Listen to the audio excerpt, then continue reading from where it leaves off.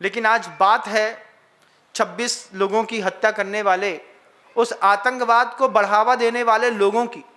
आतंकियों को भी जिस दिमाग में आतंक होगा, वो जद्दा के लोग बहुत अच्छे हैं। दुबई में देख कर के आया, हाथ के बदले हाथ का रूल, समझ में आ गया कि पाप कोई कर नहीं सकता। कुंटलों सोने की दुकानें हैं, बिना ताला लगे छोड़ करके निकल जाते हैं। बोले क्यों? किसी ने हाथ भी लगाया ना तो एक उंगलियां ना दिखेगी उसकी 4 घंटे के बाद उसके हाथ में। ऐसी तरीके से उन्होंने व्यवस्थाएं बना के रखी हैं। हर इंसान हतप्रभ है। क्यों? क्योंकि धार्मिक व्यक्ति तो धर्म के कारण रुक जाता है, लेकिन पापी व्यक्ति को भय के कारण धर्म कराया जाता है। और ये आज पाकिस्तान, कश्मीर, जम्मू, भारत में इस बात की जरूरत है। शीर्ष पर बैठे हुए वे लोग कठोर निर्णय लें। पुस्तक मूक माटी कह रही है, यह धरती अब आतंकवाद को सह नहीं सकती। थक गए आतंकवाद सहते सहते। आप कब से देखिएगा, 1950 से लेकर के आज 2025 हो गया, 75 साल हो गए। 75 सालों में ये बॉर्डर कितने सैनिक खाती है, कितने सिविलियंस को मार देती है, कितना हिंसामय क्षेत्र हो गया। आचार्यों ने लिखा है, द्रव्य क्षेत्र काल भाव निमित्त वसात कर्मण फल प्राप्ति रुदिया, कि क्षेत्र भी, हिंसा में क्षेत्र भी निमित्त बनता है, काल निमित्त बनता है, द्रव्य निमित्त बनता है और भाव भी निमित्त बनते हैं।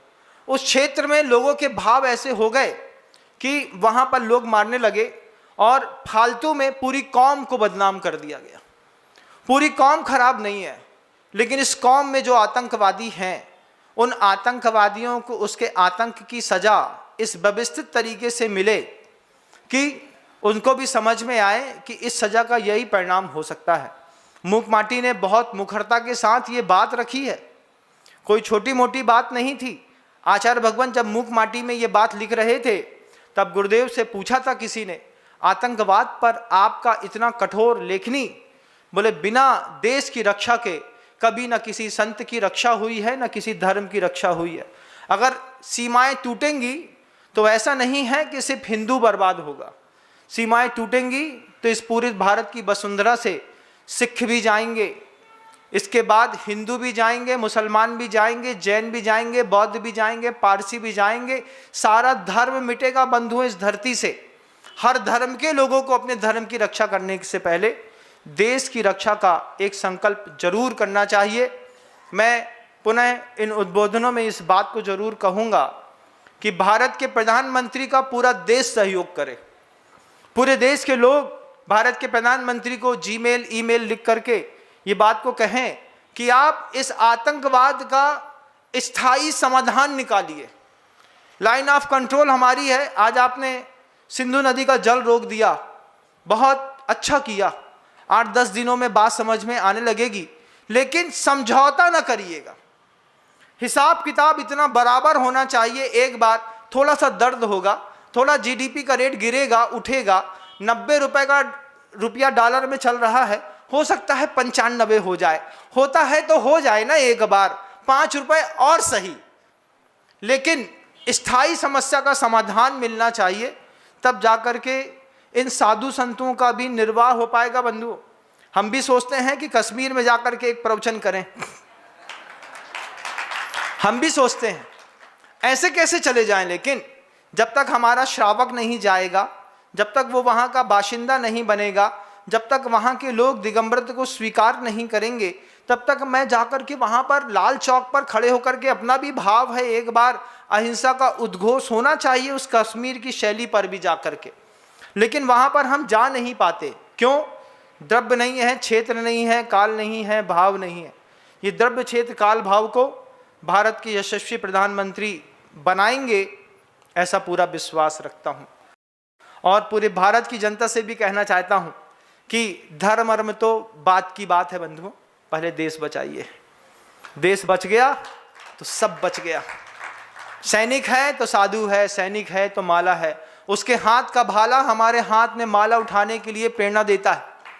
जब वो वहां पर भाला उठाता है, तब यहाँ पर साधु हाथ में माला उठाता है, अरिहंत शरणम पब्बत जामी पढ़ता है, ओकारम बिंदु संयुक्तम पढ़ता है, ओम भूर्भुवः स्वाहा तत्सर्वितुर्वरेण्यं भर्गो देवस्य धीमहि धियो यो नः प्रचोदयात्। तभी मुख से निकलता है। उसके पीछे वो सैनिक -45 पे खड़ा होता है बंधुओं। 50-52 टेम्परेचर है राजस्थान में, पाकिस्तान भारत की बॉर्डर पर। वहां पर सैनिक लू में लपट खाते हुए, सुबह 6 बजे से लू चलती है, 12 बजे वो सैनिक जमा करके गरम रेत में पैर घुसा करके ऐसे बंदूक लेकर के निशाना टारगेट पे खड़े रहते हैं। उनकी भी चिंता करिएगा। यहाँ तो बिस्लरी का ठंडा पानी पी लेते होंगे आप लोग, लेकिन उन सैनिकों को गर्म पानी पीने को मिलता है, क्योंकि इतनी गर्मी में ठंडा पानी पी करके शरीर खराब हो जाता है। तो जितनी गर्मी होती है उससे थोड़ा और तेज गर्म पानी पीते हैं, तब जाकर के प्यास बुझती है। तब जाकर के यहाँ पर कोई नमो अरिहंताणम का पाठ करता है।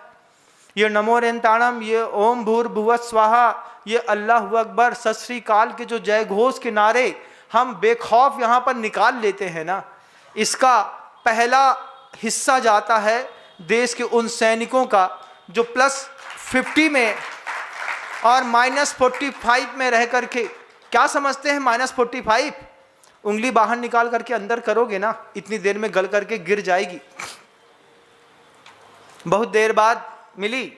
देखिए मूक माटी की पंक्तियां, पृष्ठ क्रमांक 441 पर गुरुदेव कहते हैं, जब तक जीवित है आतंकवाद, जब तक जीवित है आतंकवाद, शांति की श्वास ले नहीं सकती धरती है। ये आंखें अब आतंकवाद देख नहीं सकती, ये कान अब आतंकवाद का नाम सुन नहीं सकते। यह जीवन भी कृत संकल्पित है कि उसका रहे या इसका, यहां अस्तित्व एक का रहेगा। भूल गया था ये पंक्ति, मैंने निस्वार सागर जी से कहा कि वो पंक्ति आतंकवाद की मेरे दिमाग से भूल रही है। महाराज जी बोले मैं पुस्तक बुला के देखता हूँ। वो छांटते रहे। फिर मैंने उनसे कहा कि इतना तो याद है कि गुरुजी ने आतंकवाद के बारे में क्या कहा है, मेरा काम तो हो जाएगा। और वही पंक्तियाँ जो मैंने पूर्व में बोली, वही पृष्ठ क्रमांक 441 पर ये बात साफ साफ लिखी है कि शिथिलता श्वास को शुद्ध श्वास मिलेगा और पंकिल श्वास को समृद्ध वास मिलेगा अगर इस देश से आतंकवाद खत्म कर दिया जाएगा। जय हिंद। अगर आपको मेरी वीडियो अच्छी लगती है तो प्लीज़ मेरे चैनल को लाइक करें, शेयर करें और सब्सक्राइब करें। Thank you.